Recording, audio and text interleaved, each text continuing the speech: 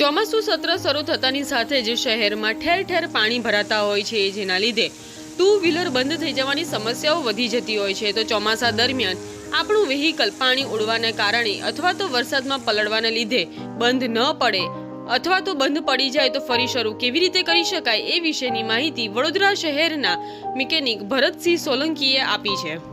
ચોમાસાની ઋતુમાં મોટાભાગે પાણી ભરાયેલું હોય, વરસાદ ચાલુ હોય, એવા સમયે જ્યારે કોઈ બાજુનું વ્હીકલ પસાર થાય ત્યારે આ ભાગ ઉપર પાણી લાગતું હોય જનરલી।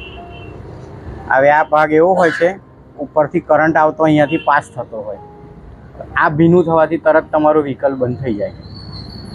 એટલે સૌથી પહેલાં તમારે જો બંધ થઈ ગયું છે તો આને ખોલી કેપ અને કોરા કપડાથી એકવાર સાફ કરી લો, અંદર બહારથી આ પ્લગનો ભાગ સાફ કરી લો અને પાછું લગાડી દો, 99% ચાલુ થઈ જાય।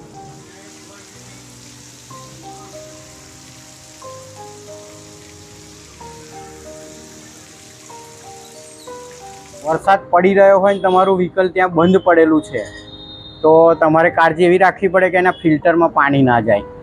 એટલે કાં તો અહીંયા ભાગમાં કપડું કંઈ રાખેલું હોય, પ્લાસ્ટિક રાખેલું હોય તો સીધું પાણી અંદર ન જઈ શકે।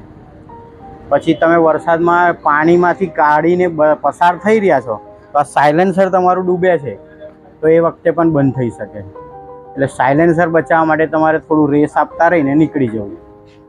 પાર્ટ્સ એક્ટિવામાં કેવું બંધ હોતા હોય પણ નીચેના ભાગમાંથી વ્હીલ જ્યારે ફરે ને ત્યારે એના પાણી ઉડતું હોય, બાજુનું વ્હીકલ પસાર થતું હોય તો પણ પાણી ઉડતું હોય। એક્ટિવામાં પણ આ સેમ વસ્તુ જ હોય છે, એ નીચેના ભાગમાં હોય છે એટલે ઉપરથી પાણી ના પડે પણ જો આજુબાજુમાંથી જ્યારે એની પર સ્પ્રે થાય ત્યારે પાણી પડતું હોય। એને તમે પોતે ખોલી નથી શકતા પણ એ થોડી વાર વેઇટ કરો, પાણી સુકાવી 10 મિનિટ તમે રેસ્ટ આપો તો ઉપડી જતું હોય।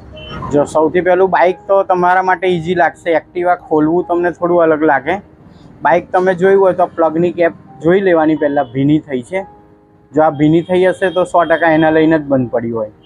એને પહેલાં ડ્રાય કરો, કોરા કપડાથી સાફ કરો, એરની જગ્યા હોય, કોઈ જગ્યાએ એર મળે એમ હોય તો એર મારીને સાફ કરો। આટલો ભાગ ડ્રાય થશે તમારું વ્હીકલ ચાલુ થઈ જ જશે। ના એ તો જો એની જરૂરિયાત હોત તો કંપની જ તમને આપ્યું હોત, કંપની નથી આપતી, એના પરથી તમારે વિચારવાનું છે કે આપણે આટલા પાણીમાં ગાડી ડૂબાડાય નહીં।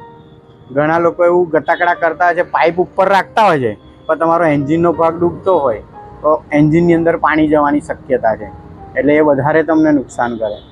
એટલે એ પ્રકારે કોઈ પણ જાતનું કરવાની જરૂર હોય નહીં। મોટા ભાગે લોકો વ્હીકલ અત્યારે કેટલા મોંઘા થઈ ગયા છે, 1.25 લાખની કિંમતનું નોર્મલી બાઇક આવતું હોય, એની કાળજી તમારે કેમ લેવી?